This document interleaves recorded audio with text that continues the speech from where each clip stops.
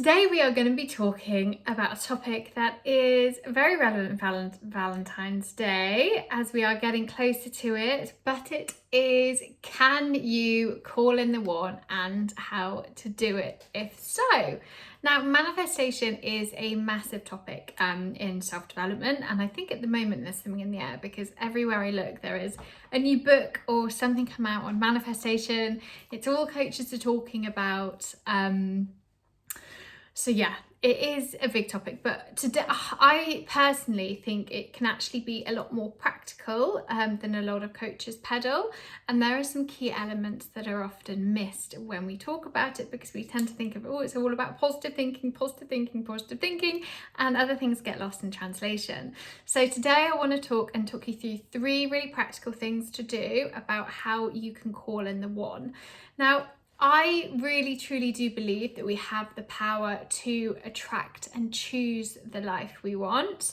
But for me, as I said, it's not just about the positive thinking and the kind of toxic positivity that is around a lot at the moment. You know, I've read the books like The Secret and stuff like that, and I don't know about you, but it actually just stressed me out. Like the thought of only ever being able to think positively about the thing you want and never having any doubts, and then thinking, oh my god, I've had a doubt, it's even I'm not going to get it, blah blah blah.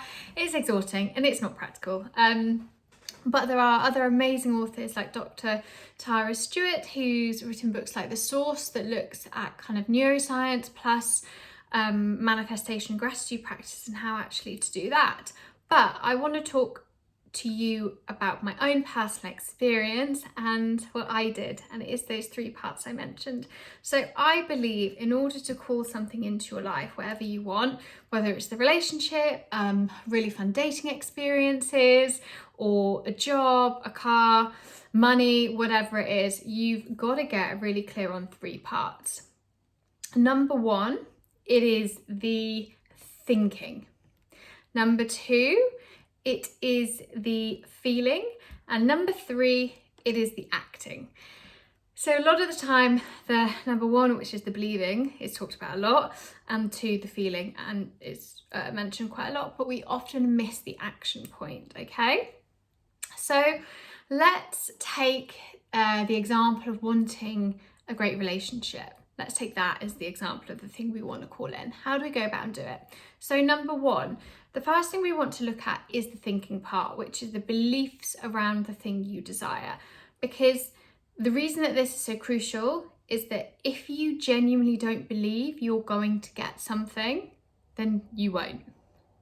You know, if I asked you on a scale of 1 to 10, how much do you believe that you will actually meet somebody who loves you for you and you have that great relationship with, and you're saying 3, 4, 5, that's where your work is.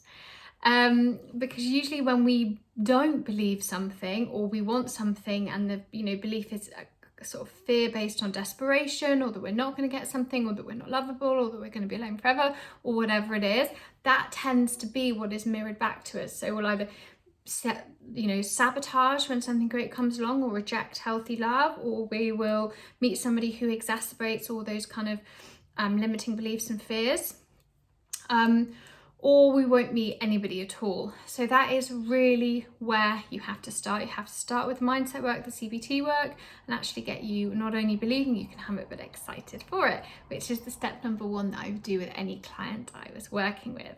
Number 2 is all about the feeling. So I think if you want to attract people into your life, you must feel the love before you have it. You know, you've got to believe it's possible, and you've got to cultivate basically a state of expectancy and excitement around it. In other words, you need to feel feelings if you've already got it. Okay. Now, in my own personal experience, this was something that was so difficult for me because I'd never had a healthy model of what an amazing relationship would feel like.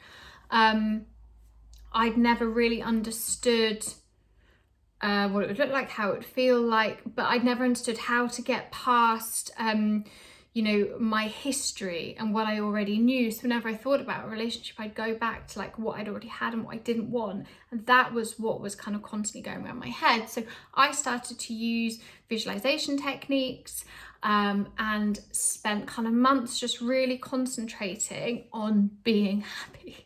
Which sounds super simple, but I think in this section it's, you know, start to try and visualize and feel the life that you want, not just around love, but, you know, do anything that brings you closer to that joy and that gratitude for where you are and what you have now and for what is to come. That can be anything from, you know, the kind of mindfulness meditations, the gratitude practices, going for walks with friends, planning amazing things, having a bath, getting dressed up, whatever it is that makes you feel really good, do more of that as a simple action point. I'm also going to link a visualization that I use with all my clients in the notes, so you can also go do that. But it brings me on to number 3, which is, I think, one of the most important things. You can't call something in unless you're also doing something about it. Okay, this is the acting bit. Your actions have to align with your thoughts and your feelings. For example, if I take myself as an example, if I want to say, I want to call in, you know, an amazing coaching business and 20 clients a month, and, you know, X amount of money, and I really believed it and I really thought it, and then I didn't do anything. I didn't show up every day. I didn't do the diploma. I didn't start a business. I didn't physically do things every single day. I wouldn't reach what I wanted in the time that I wanted it. So we really have to do. And when it comes to relationship and love, we have to physically let go of the things that are holding us back and also physically make space for new things. And it means getting really practical. It means looking at what's holding you back. What are you still holding on to? Who are you still allowing into your life that shouldn't be there? When are you saying yes when you actually mean no? Okay? You have to get practical, you know, write a list of behavior that is stopping you getting what you want and go through, take responsibility and look at what you can stop doing and look at what you can start doing. You know, if your dream is to get married in a few years, and you are dating people who don't want a relationship, or you're not dating at all, you're really hindering your chances of it happening. So it's also practical. You've got to take responsibility, and that's a non-negotiable. So yeah, those are my 3 action points for you. Look at your thinking, look at the feeling around it and how good you feel about your life and what you're allowing in, and then look at what you're actually doing, okay? Think, feel, act. Make sure it all aligns. Sorry, I don't know what happened there, I got a call. But yeah, and I think from this, do a little bit of an action plan. Go through those points really concretely and come up with a strategy for yourself. Write yourself a letter that feels amazing, you know, do a bit of a dating strategy session, work with a coach, listen to the podcast, do whatever it is that means you will move naturally towards that direction. So that is it from me. Please remember to subscribe and like and comment and whatever else it is so I can keep making these free videos for you.